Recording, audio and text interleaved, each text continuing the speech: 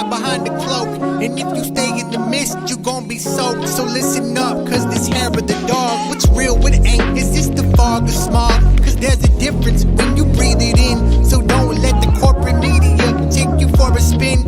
This that morning show, they put you in the know. So I hope that you ready, cause all we do is go, go, go. Yeah, come get your info, you gon' be like, whoa. Hair of the dog, we bout that, ayy.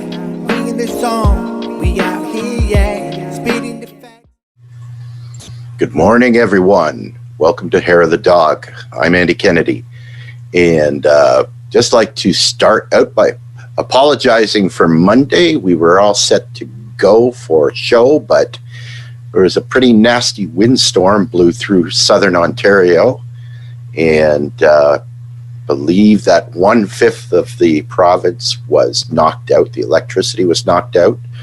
My power remained on, but my transmission tower for my internet is exactly 6 kilometers away, and it was in a zone that was unpowered until yesterday evening. So you can imagine my frustration with that situation. Regardless of that, we're back on now.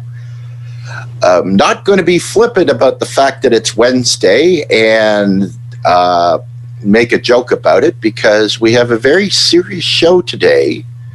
We have some amazing reporting by my lovely and talented co-host, Ms. Carrie Barber. Good morning, Carrie. How are you this morning? Hey, good morning, Andy. I'm glad to be back on the air, and I too want to apologize because I didn't know about this story. I was engaged in other things, and this was brought to my attention. So, Pamela, thank you so much for this. I think I would like to think that I'm like most of the country where this didn't really pop up on my radar. There was, COVID, election, all of these things, and then I was worried about local elections. So, Pamela, thank you so much for bringing this to my attention, because I remember a blip on the radar about, Flint, Michigan, and everything that was going on there. And, oh, by the way, there are hundreds of cities across the country who are facing the same issue. So this particular issue kind of got lumped in with all of that, right? So it's an abstract idea that there are hundreds of cities just like Flint, and it sucks, and that's too bad. So there are new developments that I want to talk about, and I am still doing research on this. I was telling Andy that, while I was waiting to join up, that I was pulling information down. Some of it is not necessarily vetted, but I do want to share with you some of it that I found that relates to this particular story. And it is complex. It's confusing. I'll try to go slow. And if you think that any of the information I'm presenting or any of the speculations that we're making here are way off base, join in. We are live. So this is part of that global conversation that we want to have. And this affects you wherever you are. So, weigh in. So, oh boy. So just to back up a little bit, this story concerns a little tiny town in South Carolina called Denmark, like, the country, but it's Denmark, South Carolina. Beautiful little location, tiny little area. There's about 3,000 residents. It fits neatly into a gerrymandered district for Representative Jim Clyburn, who's in Congress. And then it has 2 Republican senators, Tim Scott and, Lady G, Lindsey Graham, is also the senator representing this. So keep those people in mind, because silence is complicity. Right? So when you step up to run for an office, and it doesn't matter if it's dog catcher, senator, or president, your role is representing the people. You are a servant, civil servant of the people. You are not an anointed God, right? So when you are quiet about an issue where your own residents have their lives threatened, that's kind of a problem. So that is the position I'm going to take with Jim Clyburn, with Lady G, and Tim Scott.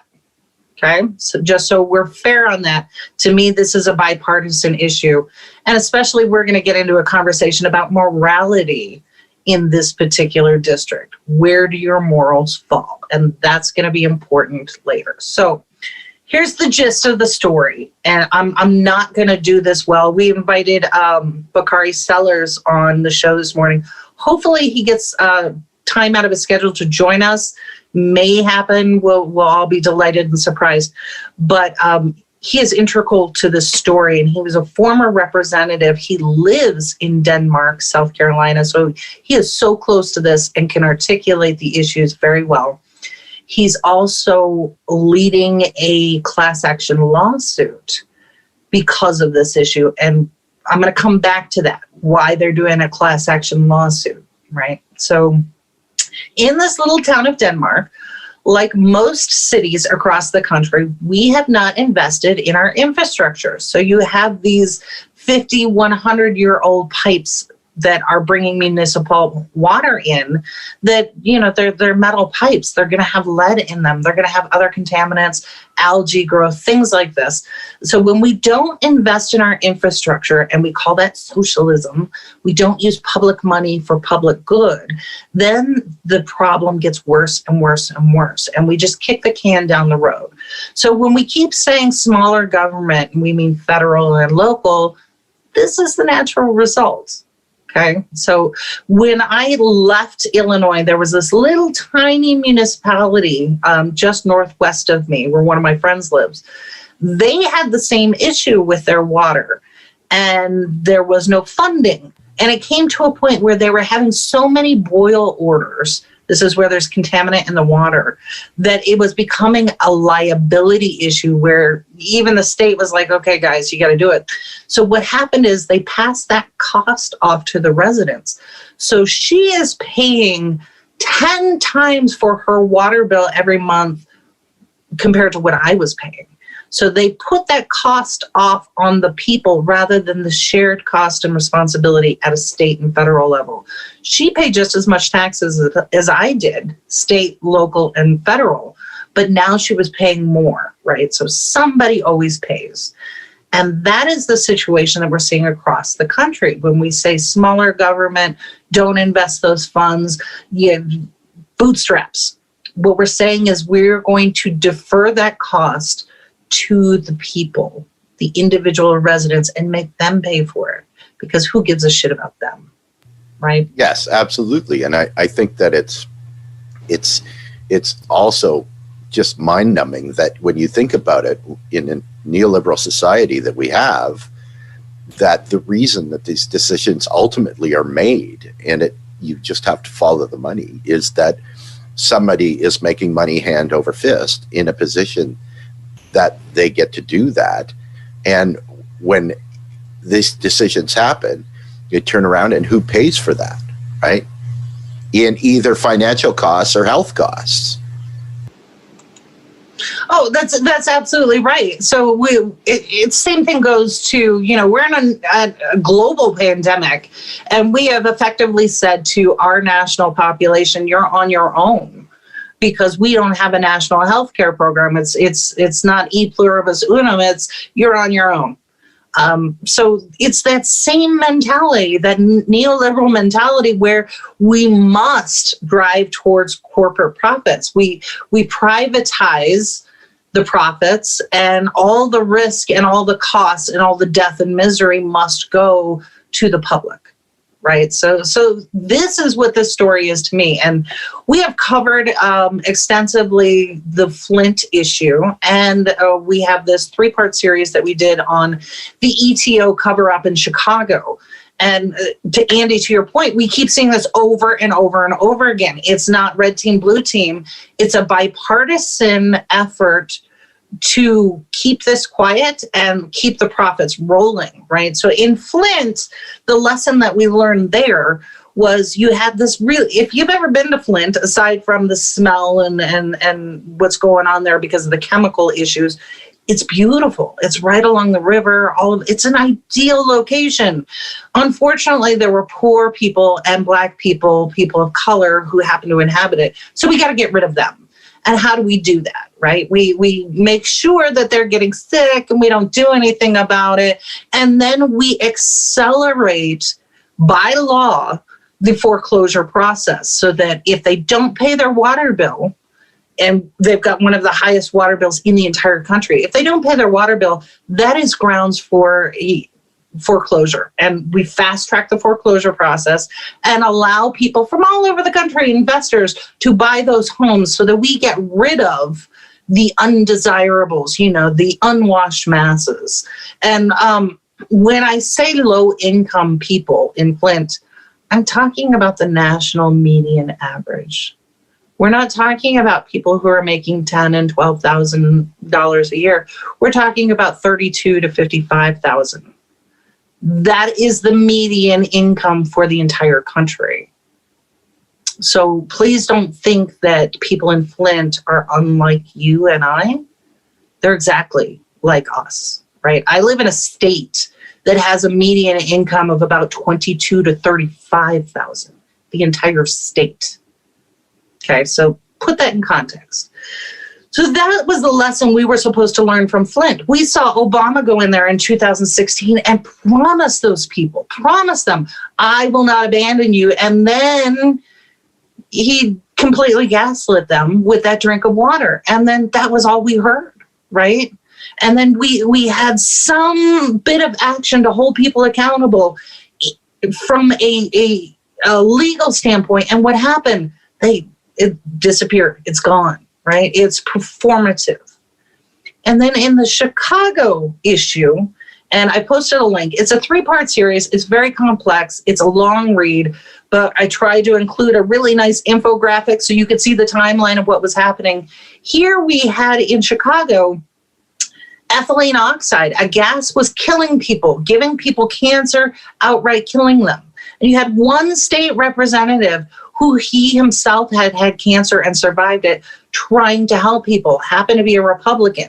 But what happened? The Democrats in Illinois got together to protect one of their own to cover it up. So in essence, you had a wealthy neighborhood to the south. They got their ethylene oxide plant shut down. In the north, people of color, Lake County and Waukegan, it's still in operation. And in fact, the company that was poisoning people during the COVID crisis, they were lauded because they were giving out mass PPE to anyone who wanted. We're still going to kill you, but here's some PPE for you, right? So, and this is still going on in Chicago right now, today. So all of these things go together with the story about Denmark. So in Denmark, around 2009, 2010, they were having problems. People were complaining about their water, the smell, they were not feeling well. The water was like a reddish color. This is the lead and all of the stuff pouring into the water. So they complained. Somebody somewhere made the decision to put an additive into the water. Remember, this is 2009, 2010. They added something called halocene. So when you look up halocene is a pesticide that is used in hot tubs and pools to get rid of algae and to get rid of certain sediments. It is not approved for human consumption. But what were they doing? They were adding this to the municipal water supply for the town of Denmark, South Carolina. This is a fact. This is not alleged. This is a fact. So in the links that I posted this morning, you'll see all of the information that I'm looking at with the exception of the financials, and we can talk about that. So Andy, first graphic, you want to put that up? This is the one from a private corporation who has decided to weigh in on the halocene additive.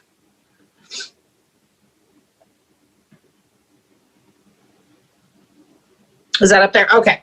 So you can see on this particular graphic, this is a private for-profit company, and their business is water and filtration. And even they're going, what the fuck? No.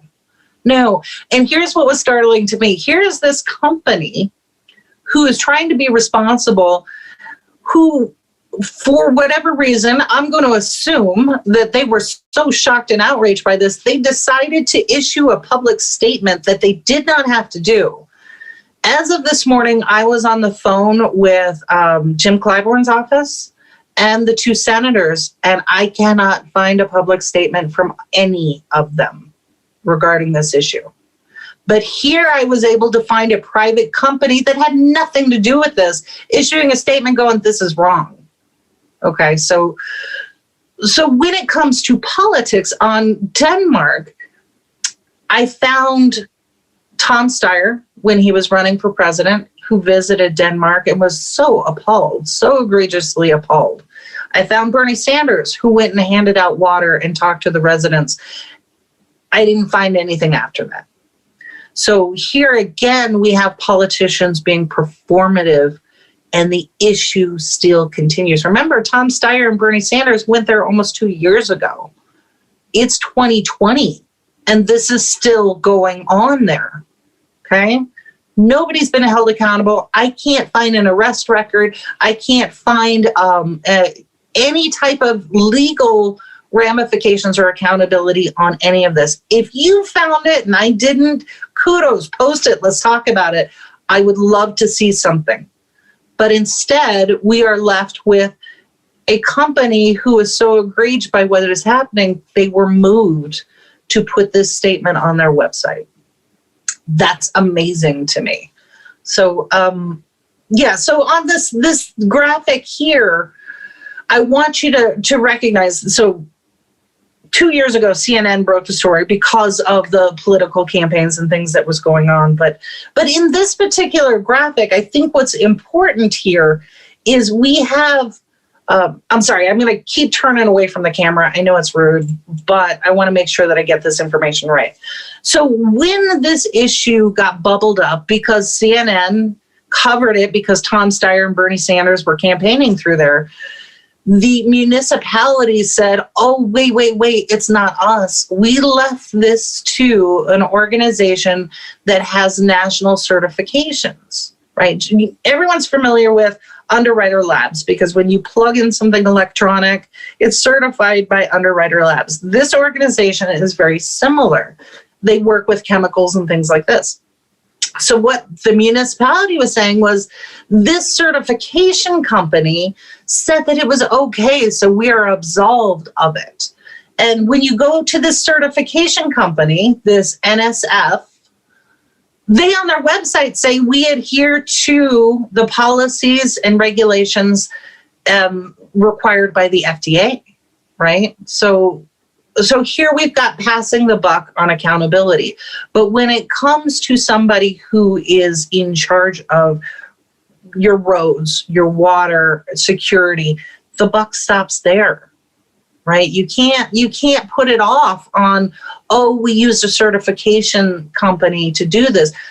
Aren't you responsible for the lives in your care, right? So Andy, you want to put up real quick the FDA one. This is the long one with a red banner on the side. So in the links, again, I put all the links to the information on here. So one of the things that I did is I went and looked up this regulation that they referenced here, the Chapter 40, 149. I'm sorry, Carrie, which graphic is it? This is the US EPA graphic. Oh, okay. Hang on one second. I got the wrong one up there. Yeah, no problem. Well, I suck. Yeah, you're fine. You're fine. This is technically our Monday, so it's all fine. We're all good. So what I did was I went and looked at the EPA regulations. They kept referencing this Title 40, 149.17. So I pulled up those regulations, EPA testing, and what is allowable. So this is where it gets a little complicated. In the ETO issue in Chicago, you had Illinois saying we deferred to the Illinois EPA, which they're regional organizations. And the Illinois EPA said that this was totally okay, and they're doing the testing and everything like this. So you have the in that case, the state deferring to the EPA in that region, and each one's blaming each other, right? And nothing gets done. Years drag on. Same thing seems to be happening with the Denmark case. In Denmark, with the municipality saying, we relied on the information that was provided to us by the Berry Company and this certification lab. So one of the other links that I pulled up, and I don't have a graphic for this, is the internet is an amazing, awesome place. Nothing is ever gone. So I was able to find Berry Systems' cell sheet on halocene. And so I posted a link to it. It's an amazing work of art circa 1980s. It's a cell sheet about halocene and what a wonderful thing it is for municipal drinking water. And in this entire cell sheet, there is no reference to the EPA saying that this particular chemical is not suitable for human consumption, that it is caustic and toxic. The only reference on their cell sheet is a little line that says, when you put this stuff in, you got to wait 10 minutes, otherwise it'll eat your hand. Don't do your testing. That's it. There is no reference to the EPA. There's no reference to testing. There's no reference to this certification company whatsoever. None. So go out and take a look at that particular cell sheet that they themselves published and used to sell this chemical to a municipality just like Denmark, South Carolina, right? So it's going to be very interesting to see where the money trail leads. I'm fascinated to see how that's going to work. Oh, but wait, there's more. So yeah, I did. Literally, it was 10 minutes finding, and I did find a little bit of a money trail, so I will get into that. But with this graphic on the EPA, this is the EPA's findings on halocene and related chemicals. They list it as a pesticide because of the way that it works in killing organisms, right? So they themselves, the EPA, in their very nice way, say it is so caustic and so harmful, we could not do human trials with it. So instead, we used rats and rabbits. And what they published is what happened to rats and rabbits, either through airborne exposure, through water, through food. They went through multiple tests, right? That is the role of the EPA, not this laboratory who said that they were working with the EPA and adherence to those guidelines, right? So it's the EPA. This is what the EPA does. They do the testing and the vetting. And if you recall, just a real quick history lesson, the reason the EPA came about is because we had cosmetics manufacturers who were using belladonna and other harmful poisons in their cosmetics, and people were dying. So we decided, well, we should have a group of scientists who actually go through these cosmetics that people use to make sure it doesn't kill them.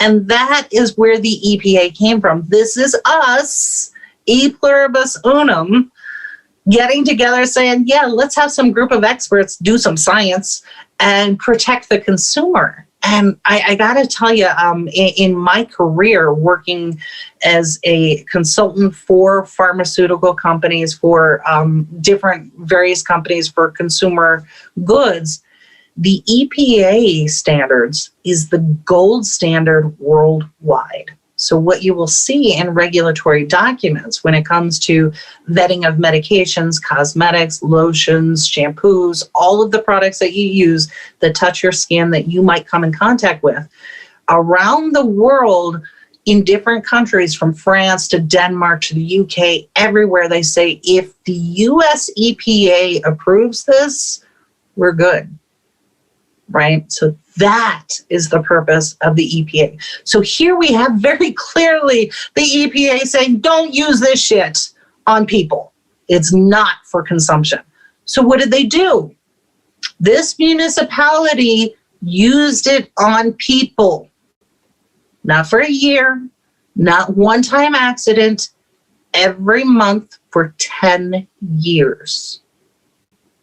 10 years. So I am not a lawyer. I am not a doctor. I don't pretend to be one. I'm just a regular person. I'm a mom, wife, family member. If someone told me that they had been deliberately putting a chemical that the EPA has said is toxic and caustic and will cause death, and they were putting that in something that one of my family members was eating, that to me is criminal. So my first reaction is to grab a baseball bat, but cooler heads hopefully prevail, and you go to the justice system. I thought you didn't like baseball. I like baseball bats. Okay, I'm sorry. I got confused there. We're good. Yeah, okay. So I cannot believe this blows my mind that for 10 years, this has totally been okay. And when the story broke in 2009, 2010, and again 2 years ago, nobody's been arrested. Nobody's been held accountable. No apology. All you have over and over and over are these officials saying, well, we listen to them. No, you're responsible. That is criminal negligence. I don't know how else to see it. But Andy, how many times have we had a lawyer and attorney? Ron Kuby came on and told us justice is not for you if you can't afford it. I'm paraphrasing. Exactly. And don't expect, justice to prevail if you're getting close to the lunch hour.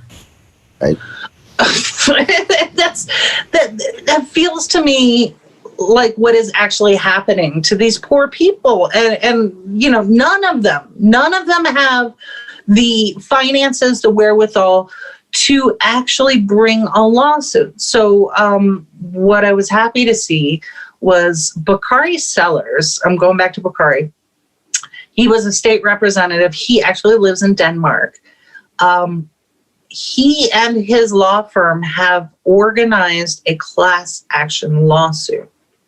And there's video out there. I'll post the article. There's video out there of him inviting residents to the lawsuit. And these residents, I love them. Their initial pushback on a class action lawsuit was, well, we don't want to bankrupt our own town.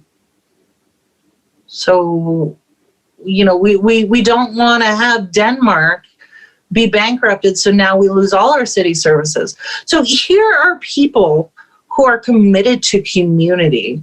They're committed to each other, and all they want is clean drinking water. How dare they? Right? So, but their first concern is, we don't want to bankrupt each other in our community. We love our town. We love each other. So in the video, Mr. Sellers talks about, well, we're going to bring in the people who we believe are responsible. So I imagine, I haven't seen the filing, and I hope to find that it's publicly available, that anytime somebody files a lawsuit, that is publicly available information, free speech. It's part of transparency. So even with Trump and his lawyers going from state to state to state, you as a citizen can request that transcript, can request the filing. And in the filing, you'll see the argument being made by the plaintiff, the person who's complaining, what they're actually upset about and where it applies to law. So they have to say, I'm really mad about this, and here is the law that I believe is broken, and here is how this person, entity, individual broke this particular law in this very specific way, right? And then the person or entity that you're suing has a chance to respond. So you can pull all of that information. So I don't have that yet for this class action suit. I hope to get it. I did reach out to Mr. Sellers and ask for a copy of it, because I think in this case, when it comes to The legal questions, are they going state or are they going federal on this one? The way that he says it in this video clip is they have framed their complaint in such a way that it is not necessarily going after Denmark, South Carolina, but still holding accountable the corporations and people that made this decision. So, Andy, why would they need to file a class action lawsuit? Well, in the United States, a human right isn't a right unless it's being able to be held up in court, right? Like, I mean, that's how everything works in that specific democracy, right? You have to prove that people have the right to live, right, through the court system as opposed to being killed by corporations. You've absolutely been paying attention. Wow. Yeah, that's exactly right. Wait, So, don't sound so surprised, will you? Come on. yeah. Good morning, Dave. Dave asked, do you monitor the YouTube chat stream? When it comes through, yes. So I see your comments. Good morning, Dave Gutowski. And his comment is, that's why internet freedom exists. No more corporate socialism. Perfect example. So to get back to your point, Andy, you're right. We have human rights and legal rights in name only, right? So what is supposed to happen is the checks and balances supposed to kick in. So you have your county state's attorney and then your state's legal authority. So you remember Kamala Harris, she was the top cop. She was supposed to prosecute wrongdoers, but she let Wells Fargo go and a bunch of other fraudulent entities, but she was real big on prosecuting people. So the state's attorney is supposed to take the evidence, look at it, and then file charges if there is enough evidence there. In this case, we don't have a group saying it didn't happen. We have a group saying absolutely it happened. We did it. The state's attorney general has not filed charges that I could find, that I could see anywhere, not in their court system, not anywhere. So you would think you would go to the sheriff, to the state level attorney general. So here's what I found this morning. And again, I have not spent hours and days on this story, so I apologize for that. But in the little bit that I did find in the short amount of time, in the state's attorney's website, he has this really nice video circa 2014. If you recall, that's when marriage equality was coming into national legal standing. So he has this really nice video of himself on Fox News talking about how he is more than willing to violate federal law based on his own moral grounds. So he was saying that because me as a person, I don't feel like marriage equality is in line with my moral values, I am more than willing to violate federal law. And he's got that front and center, right? So this is your top cop in South Carolina fully advocating to not adhere to federal law, right? That civil rights issue. Don't you just love it when politicians and municipal officials cherry pick excerpts out of the Bible to justify their prejudices? Yeah, there's nothing in the Bible that talks about same-sex marriage. Zero. Yeah, so I'm not sure where he's getting that from. I'm assuming he's a Christian, maybe not. Maybe his Bible or his holy book says this, so I can't speak for him on that. But what I did find that was interesting is he's got that on there, but nowhere on there was there anything about holding people accountable or any legal action, investigation on behalf of Denmark, South Carolina. If you're aware of it, let me know. I'm still waiting for confirmation from his office on that. Just like Jim Clyburn and Lindsey Graham's office, nothing. I got nothing.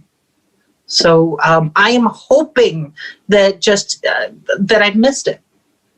I'm hoping that there's some sense of humanity in any of these people, especially a civil rights leader. Where is it? It's not there. So because you don't have the checks and balances and the legal help that you're supposed to have under your state constitution, you have to go to a civil filing. And that is the reason for a class action suit. So an individual who has standing, who has been harmed, who can demonstrate illness, sickness, whatever, or just, I pay my water bill and you've been poisoning it, they could file their own civil lawsuit if the criminal avenue has been closed to them. And it looks like for 10 years, it has been closed, right? So they could file it, but it's going to start with $60,000.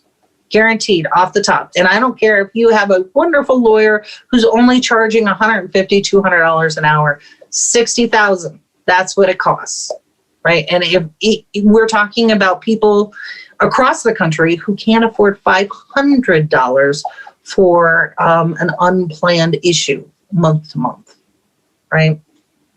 So a civil case is a bunch of people joining together, sharing that burden, and all of them going together to represent the whole in this case. And in this case, it's Mr. Sellers' law firm who is or has filed on their behalf.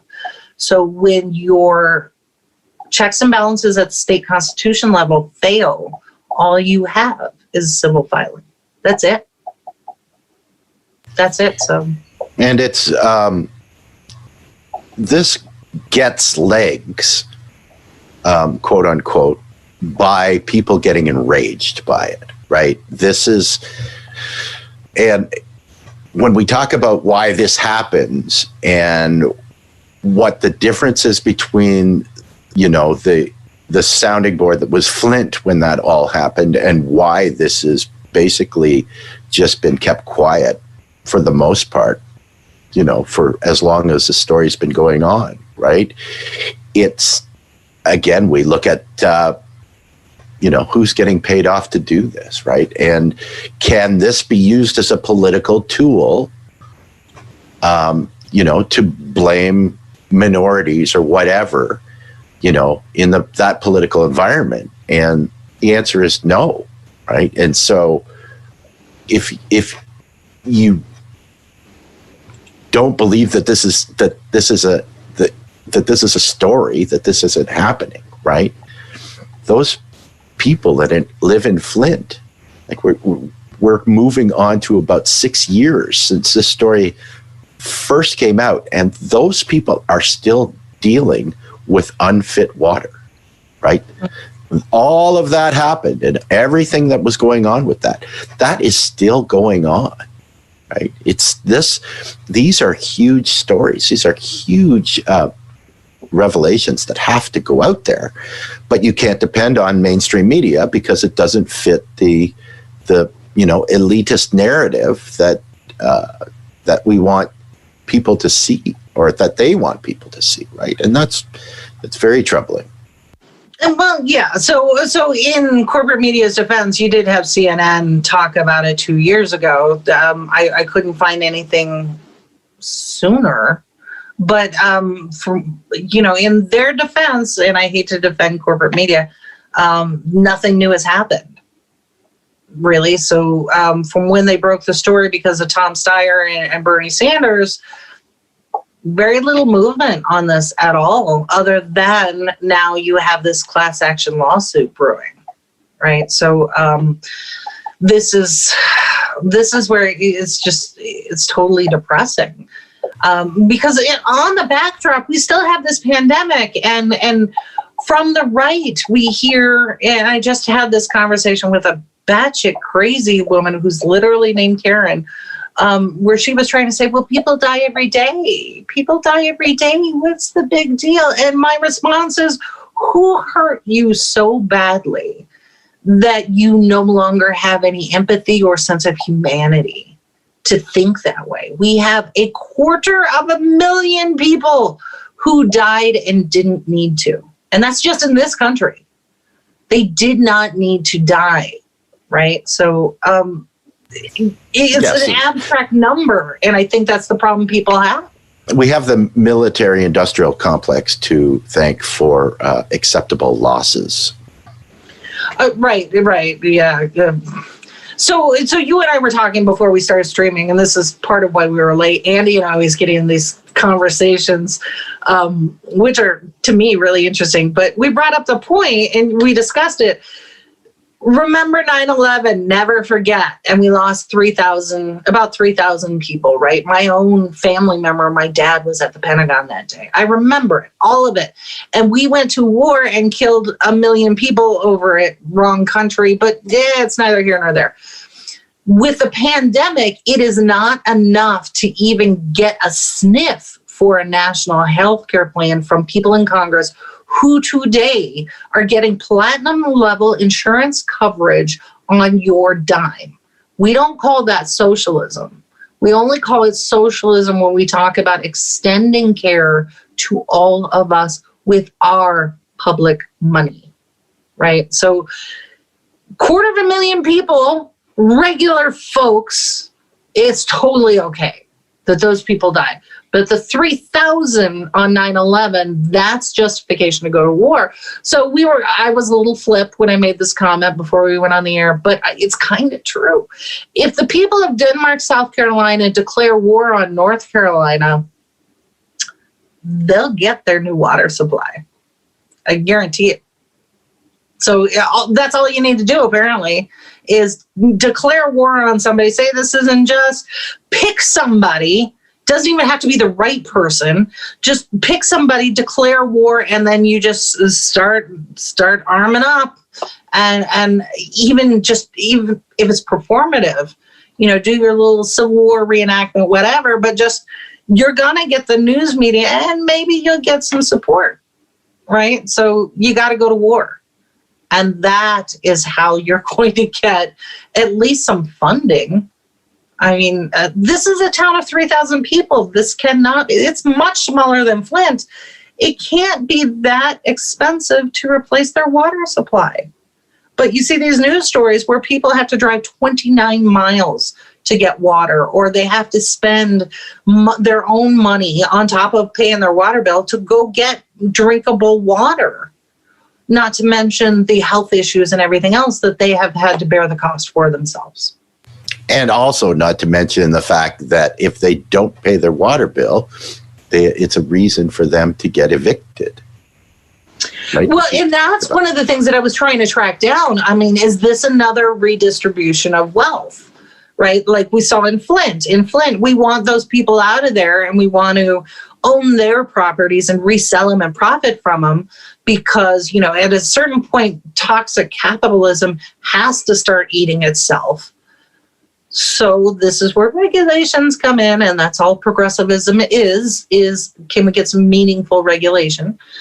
So I thought that too. In South Carolina, what is the eviction law? And I did not have enough time to track it down, because I'm like, how nice is Denmark, South Carolina? Is it pretty? Is this an ideal place to build McMansions? And is that why they want people out? I don't know. From the pictures, it looks lovely. So maybe it's worth it to go in and kill all those people and then resell their properties. I don't know. But why else would you do this? Why would you purposely poison people for 10 years? Well, exactly. And that's kind of all ties it together, right? That we're talking about, why did America declare war on less than 3,000 deaths when COVID's killed 250,000, right? Affected so many people. People have lost their job, lost their health insurance, right? That's a huge deal. But why is one more significant than the other? Well, maybe because of two reasons. One is that, a whole bunch of people stood to make a whole bunch of money if the U.S. declared war right, on countries that they said were responsible for 9/11, which turned out it wasn't true because most of the people came from Saudi Arabia, which is a fierce friend of the United States, so that kind of takes care of that information. But the other thing is you can blame brown people for 9/11, right? Yes. And that's why it's huge. That's right. We now have a propaganda machine that can go on and on forever. And one thing that we remember through that time in the early 2000s was the fact that the Bush administration understood that they could control the population much more easily by ratcheting up the fear, right? I remember several times the height of awareness going up, right? Because of a quote unquote report of a certain something that was going to happen, and the awareness level or the readiness level going up to the, was it orange or red level, right? Yeah. To get people in fear, right? Turned out it wasn't anything, but how do you keep people angry and mad at brown people? You keep them in constant fear of their own lives, right? Yep, and that's exactly right. So we had talked a little bit about follow the money. So again, I have to apologize because there was so little time to prepare for this particular episode that following the money, I only came to one stream here that I think is relevant, but I'm going to let you decide on it. So the company that was contracted to deliver this poison to the municipality, which then put it in the drinking water, Berry Plastics. Berry Plastics is part of a global corporation, right? Very, very big company. But Berry Plastics themselves participates in lobbying, as do most corporations, when your democracy has been bought and sold. This is literally fascism. And this began well before Trump, but I digress. So Berry Plastics participated in lobbying activity. And lobbying activity, for those who aren't familiar, is when a group of corporations get together, or any group, right? So if Our Revolution is essentially a direct action lobbyist group. They're not registered lobbyists, but we, the people, are getting together to lobby for Medicare for all. Corporations do this too, but they do it through paid lobbyists who are supposed to register. Sometimes they don't, and that's illegal. So Berry Plastics is part of, and I'm going to look away from the camera, so I apologize for being rude, but they participate in annual lobbying on behalf of the Chemical and Related Manufacturers Group. So this is a group of like-minded corporations that put their money together, and then they hire professional lobbyists to get the policies enacted that they want, whether it's local, state, federal. And that's the lobbying they do. So this particular group, this Chemical and Related Manufacturer Lobbyist, contracted with a gentleman by the name of Lavon Boyagain. I'm probably not pronouncing that well. It's Boyagian. And it was a good try, though. That was my Midwest pronunciation. Boyagain. It's probably something far more elegant than what I'm doing. But so he owns his own consulting firm, Boyagain Consulting. And when you look at the revolving door, he was on a Ways and Means Committee. He was actually serving in government. And now he's a lobbyist and using those connections to sell his lobbying ability.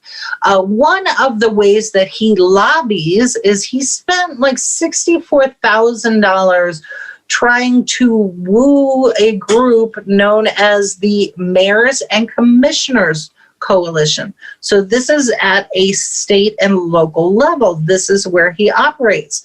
So again, this was the Mayors and Commissioners Coalition. So when you look into the Mayors and Commissioners Coalition, they're actually doing really good things. This is a bunch of mayors and municipal leaders getting together, talking about what works, what challenges they have, all of these sorts of things. But they're focused on transportation. And this is also where this Levon guy, the lobbyist, his background's in transportation. So where's the connection between municipal water supply and portable water and transportation? Other than Berry Plastics and Berry Pharmaceutical, or Berry Corporation. There's also a Berry Plastics. So they work really significantly with transportation on their chemicals.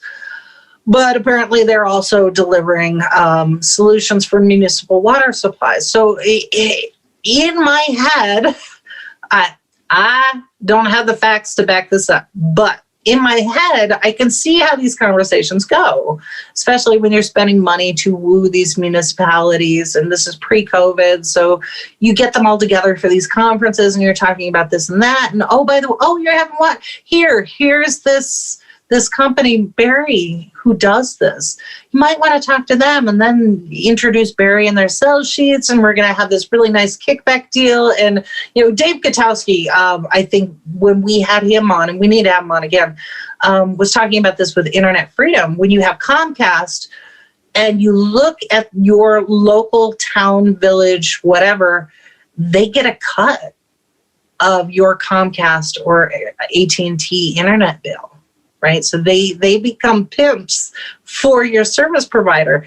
I'm pretty sure that something similar is going on with some of these other municipal services too. And it's just a matter of you taking the time, Freedom of Information Act, you are a taxpayer, you own this shit. You can go and say, how are you getting your revenue? I want to see line by line. And in there, you'll see Comcast, AT&T, whatever. And I'm pretty sure when it comes to municipal water supplies, you're also going to see a little bit of a kickback there too. So this is the money trail that I've been following. Who the hell made this decision and why? And Andy, you're brilliant. There's always money involved. Always. Grass, gas, and ass. Nobody rides for free. That's like the rules of the road. The rules. Absolutely. So yeah, this is the story. And I am going to, so Mr. Sellers, if you're watching this morning, hopefully you are, know that I am going to be relentless in following up on this one. I want to see what your filing is. And I want to make sure that everyone else sees it too, because to me, the action that you're taking, first, that didn't happen in Flint, and it should, but I don't know that there's another Bakari Sellers willing to do this. But since you're willing to do it for your own neighbors, it becomes a roadmap for others. And the rest of us, this is that direct action that I was talking about. Instead of us paying a lobbyist, we are getting together to say enough is enough, and we are taxpayers. We own this system. You work for us. You're supposed to work with us. You're not supposed to kill us, right? Yeah, it's really sad that you have to say that. I don't know when feudalism became fashionable again. I feel like we've been here before, and it didn't work out so well. Right. Well, and people mistakenly say that Trump is the fascist that we have to get rid of, right? Well, Trump is not the fascist. The oligarchical society that we live is the definition of fascism, right? That's still in place. Biden didn't change anything. No, and he himself has said that nothing will fundamentally change under his administration, including, being able to poison 3,000 people wantonly. Right? Somebody made a conscious decision here. And I'm also very disturbed with the fact that everybody thinks that the Biden administration is going to be the savior of everyone in COVID-19. Well, if you're looking at what's happening and why and how that's going to happen, simply standing in front of a camera saying to people, wear your masks, is not going to make a hell of a difference unless absolute fundamental structural change in how you deal with this is going to do that, right? We're talking about, going into lockdown if you have to, right? Screw the market. We could try to save people, not the stock market, right? Right. And providing federal funds for everyone affected so that they don't lose their house, so that we're not talking about a moratorium on rent and payments, talking about getting rid of them so that people don't have to come up with the money at the end of this, or they're still going to lose their homes or whatever, right? Mm-hmm. That difference is huge. So unless you're willing to do that, Biden administration, then you're fundamentally not doing anything at all. Yeah, and I was having a conversation with the same person, Pamela, who brought this story to my attention about the drawdown of troops in Afghanistan and how there is a very clear bipartisan effort to stop that. So this is one of those Trump campaign promises that I actually agree with. Absolutely, we need to get out of Afghanistan after 19 and a half years. We need to draw that down. So when we talk about federal spending, 1 month of what we spend in Afghanistan would help millions of people get by through this pandemic in just 1 month, right? So let's trade what we're spending in Afghanistan and give public money to the public. What would that do? But instead, we have this bipartisan coalition wicked pissed that he would have the audacity to draw down troops and get us out of not just Afghanistan and Syria. What? What happened to nationalism? Where did all of that go? So, to your point, it is just this gross mismanagement of our money at a federal and state level. This is why we are in the situation. We have the government that I think, it used to be the phrase, you will get the government that you deserve. I think we've gone well beyond that, right?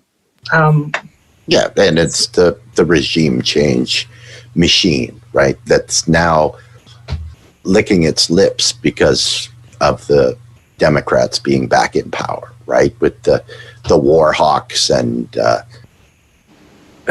what are they thinking of the ambassador to the UN for Hillary? Oh my God, really? Yeah, I saw that. Just shoot us all now. Right. Third way leads the way. So yeah, the Lincoln Project. Woohoo. Yeah. We want our money back.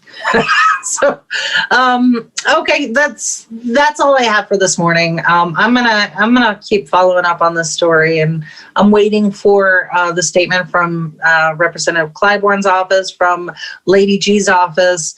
Where are they on this? As soon as I get it, you'll get it. Yeah, we'll either post it to the website and the Facebook page and Twitter and all those social media outlets. And we'll probably do a follow-up, wrap-up type of thing on Friday when we get, back together again. Mother Nature allowing me to do that, unless we get another windstorm, and then who knows what's going to happen. Right. I figure it was an act of God or, whatever your deity is. So it was just, nope, you're sleeping in. That's how it goes. But all right. So we will be back bright and early on Friday morning. Again, thank you to Pamela for this story. This was amazing. And thank you. So if you have a story or something that you feel like we need to talk about, we need to elevate a little bit, drop us a line. I can be reached on Facebook, Twitter, as can Andy, Progressive Ins 5 on Twitter for Digital Liberation Front. Our Facebook page, we're accessible. Just drop us a line. That's right. We're everywhere the place. Yes, exactly. All right. Thank you, Andy. I appreciate it. Thanks, Gary. And I guess we'll see you on Friday morning. Take care, everybody. dog. We bout that, ayy. We in the zone, we out here, yeah. Spitting the facts, how it's supposed to be. Hair of the dog, we keep it ninja.